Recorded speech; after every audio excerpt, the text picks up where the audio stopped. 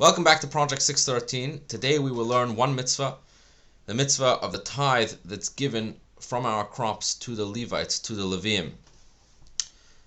As we've already learned previously, there is an order of different tithes that have to be taken from our crops before we could partake from them on our own. We learned, for example, about the terumah. The very first tithe that's given is the portion that's given to the Kohanim, the elevated portion called terumah, approximately 2%, which is given to the Kohanim.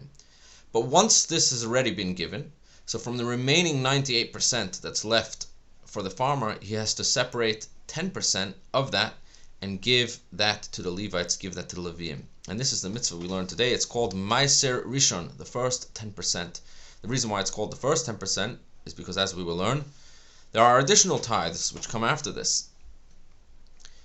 Now, why do the Leviim get this 10%? What's so special about the Levites? The answer is that God considers the Leviim to be elevated. He gives them a special status. The Leviim worked on behalf of the entire people in the Holy Temple, and therefore they were considered to be on a holy, elevated status, and therefore they didn't own land in the land of Israel, and they didn't work the land. So how would they provide for themselves and their family?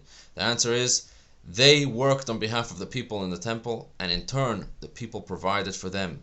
They provided the spiritual needs of the people, and the people provided them their physical needs. And it wasn't only the work that they did in the temple on behalf of the people, but in general, all of the spiritual leadership, the rabbis, the teachers, in general came from the tribe of Levi. And in payment for the service that they gave the people would give them their Meiser Rishon, the 10% of the produce, in order for them to be able to live comfortably and to provide for their families. Now, this law of Meiser Rishon has many details, and which we will learn more in the coming days about. Some of the laws about Meiser Rishon is that this, number one, applies until this very day to produce that grows in the land of Israel, which is why we have to be so careful, even until this very day, with produce that comes from Israel, to make sure that the correct Meiser, the correct tithes, were given before we partake from it, because it would be forbidden for us to eat from Israeli produce if we don't know if the tithes have been taken. So we will discuss in a later episode how to go about that. Also, when it comes to Meiser, this only applies to food that grew from the ground and to food that is fit for human consumption.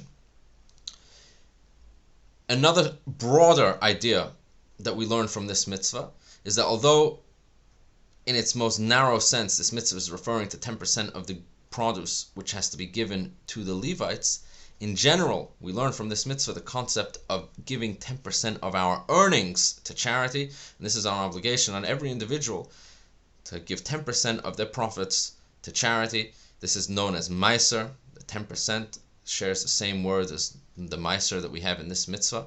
And as when it comes to charity in general, this is the one mitzvah where God tells us, test me. If you think that you're going to lose out from giving 10% of your earnings to charity, try it, and you'll see that not only you won't lose out, but you will gain.